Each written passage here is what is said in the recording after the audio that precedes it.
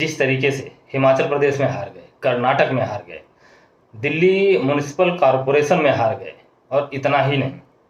इनको छोड़ दिया जाए तो कई ऐसे स्टेट हैं जहां हारने के बाद इनकी सरकार आई। यानी हार गए हैं ये, कुछ सीटों की कमी ज़्यादा बेसी रही है, उसे इन्होंने जैसे भी तोड़ मोड़ करके वो बना लिया। जैसे आपका मध्य प्रदेश खुद ही एक उदाहरण है, कर्नाटक भी इसके पहले उसी तरीके से बनाया गया था। तो अब यदि देखा जाए तो पिछले 5-7 चुनावों में जो साहब की जो क्रेडिट थी, यानी मोदी जी का जो नाम था, जो चल रहा था, वो नाम कहीं ना कहीं धूमिल होता जा रहा है। कहीं ना कहीं उसकी जो एक क्रेडिट थी वो गिरती जा रही है। उस नाम पर अब उतना वोट मिल नहीं रहा है जितना पहले मिलता था, या जितनी संभावना जताई जा रही थी। और दिसंबर में होने हैं 5 राज्यों में चुनाव। उस 5 राज्यों के चुनाव के बाद मई के आसपास आपका लोकसभा का चुनाव है। तो यदि इन 5 राज्यों के चुनाव में, यानी जिसमें 2 बड़े स्टेट भी हैं, मध्य प्रदेश और राजस्थान, तो यदि यहाँ साहब की लुटिया अगर डगमगा गई तो ये जान लीजिए कि फिर लोकसभा के चुनाव में कुछ कर पाना बड़ा मुश्किल हो जाएगा। अच्छा, बीच में एक और रिपोर्ट निकल करके आई थी सामने कि नरेंद्र मोदी जी ये चाहते हैं कि चुनाव जो है वो दिसंबर में ही सारे करा लिए जाएं, यानी लोकसभा का चुनाव जो है उसको भी ये स्टेट के साथ ही करा लिए जाएं। लेकिन अब अमित शाह को लेकर के ये आया कि नहीं, शाह साहब कह रहे हैं कि नहीं, हम उसे बाद में कराएंगे, पहले स्टेट का चुनाव कर लेते हैं, सारा माहौल देख लेते हैं, समझ लेते हैं, परख लेते हैं, और उसके बाद उसी हिसाब से अपनी जो है रणनीति बनाएंगे। और जो अपनी एजेंसी वगैरह हैं, जो जिस हिसाब से लोगों का सवाल उठा कि उसके उपयोग से और सारी चीज़ों के हिसाब से मामलों को सेटलमेंट कर लेंगे। यानी इंडिया का जो गठबंधन है, जो लोकसभा चुनाव में बड़ी एक ज़बरदस्त टक्कर देने के मूड में है और उस स्थिति में लग भी रहा है, तो उसकी व्यवस्था कहीं ना कहीं जो है वो विभिन्न प्रकार के अन्य जो टूल्स हैं उससे कर लिया जाएगा। अच्छा, इन सारी चीज़ों को एक किनारे कर दीजिए तो एक आरएसएस यानी संघ जो है,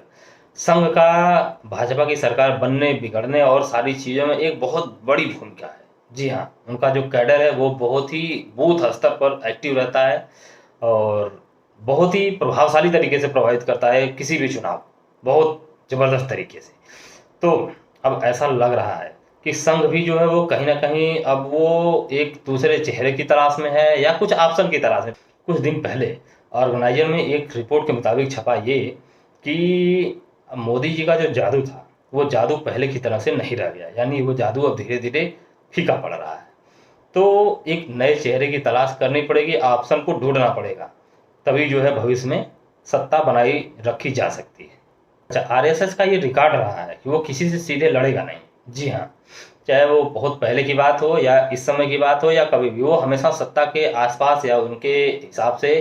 थोड़ा बहुत एडजस्ट करके वो अपना एक जो उन्होंने टारगेट बना रखा वो उस हिसाब से काम करते हैं, और उसके लिए वो कहीं झुकना पड़े तो झुक जाते हैं, जहाँ उठना पड़े उठ जाते हैं, और जिस हिसाब से उन्हें मैनेज करना पड़े वो मैनेज करते हैं। पर उनका जो अपना एक सिद्धांत है, वो जो उनका एक टारगेट है, वो टारगेट के को अचीव करने के लिए उस रास्ते पर चलते हैं। वो कभी भी किसी के प्रति जो है बहुत ज़्यादा उग्र या इस तरह की चीज़ें नहीं आएंगी, यानी वो सीधे टक्कर नहीं लेंगे। तो उन्होंने स्पष्ट रूप से ये इशारा तो कर दिया कि अब ऑप्शन चाहिए। तो इन सारी चीज़ों को देख करके स्पष्ट ये संदेश कहीं ना कहीं जनता के बीच में अब जाने लगा है, और जिस तरीके से भाजपा के अंदर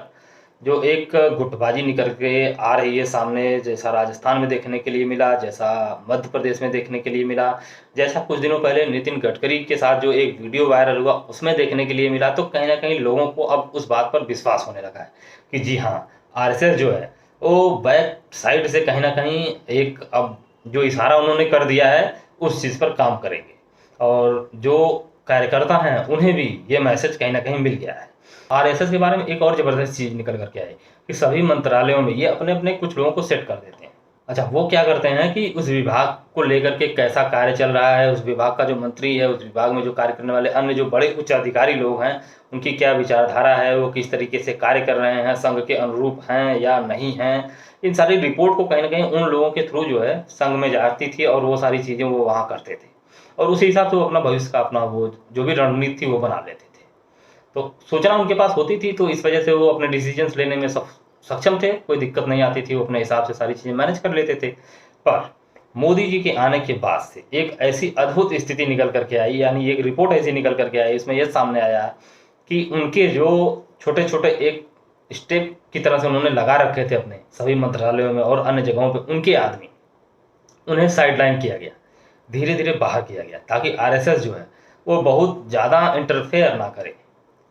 अच्छा, पुराने जो लोग थे भाजपा के, उन लोगों के साथ भी कहीं न कहीं इसी तरीके से एहसास हो रहा है। देखा जाए कि आडवाणी जी आडवाणी जी ने जो बहुत बड़ा काम किया बीजेपी को स्टैंड करने में, उमा भारती हों, आडवाणी जी हों या और कई ऐसे लोगों का नाम आता है। लेकिन धीरे-धीरे किस तरीके से ये लोग साइड नज़र आने लगे, इन सारी चीज़ों को अगर ध्यान में रख के देखा जाए, तो एहसास अब ऐसा ही हो रहा है कि संघ भी कहीं न कहीं अब ऑप्शन की तलाश में है और जनता भी जिस तरीके से अविश्वास की स्थिति उत्पन्न हो रही है, जिस तरीके से साहब बोल कुछ और रहे हैं लेकिन जनता मानने के लिए तैयार नहीं हो रही है कि नहीं साहब ऐसा कर देंगे। क्योंकि 9-10 साल में आप कितना कुछ भी बोलेंगे, आप जब वो चीज़ें अब जनता के बीच में नहीं आ पाएँगी और वो चीज़ें वास्तविक धरातल पर उतरेंगी नहीं, सिर्फ़ कागज़ में आप लेकर के घूमते रहेंगे कि हमने ये कर दिया, हमने वो कर दिया, तो वो कहीं न कहीं अब वो सवाल उठने लगे हैं कि नहीं ऐसा तो हुआ ही नहीं। और अब तो ये आज के समय में वो साहब वहाँ से बोलते हैं हमने फलाना ऐसा-ऐसा ये बनवा दिया, वहाँ से वो लोग फ़ोटो भेज देते हैं कि यहाँ तो कुछ नहीं बना, यहाँ पानी बह रहा है। तो पोल कहीं न कहीं खुलने लगी सभी चीज़ों। जनता को भी कहीं न कहीं किसी न किसी ऑप्शन की तलाश है। संघ को भी जो रिपोर्ट है उसके हिसाब से उन्हें भी ऑप्शन की तलाश है। नितिन गडकरी जो है जिस तरीके से उभर रहे हैं, ऐसा लग रहा है, ऐसा माना जा रहा है कि संभवतः वो ऑप्शन हो सकते हैं। मध्य प्रदेश में, राजस्थान में जिस तरह से अंदरूनी कलह बाहर निकल कर के आने लगी है, उससे ये भी लगने लगा है कि जो पुराने लीडर्स हैं, जो 20-20 साल, 30-30 साल से कहीं सांसद हैं, कहीं विधायक हैं, तो उन लोगों में भी कहीं न कहीं असंतोष है। तो इन सारी चीज़ों को यदि ध्यान में देखा जाए, तो साहब की लुटिया जो है, वो इस 5 राज्यों में भी डूब सकती है और से जो फाइनल है, यानी लोकसभा, उसमें भी कहीं न कहीं ये माना जा रहा है कि अब साहब जो है, डगमगा जाएँगे। इस बारे में आपकी क्या राय है? हमें कमेंट सेक्शन में ज़रूर बताइएगा। मिलेंगे फिर किसी और चर्चा में, तब तक के लिए नमस्कार।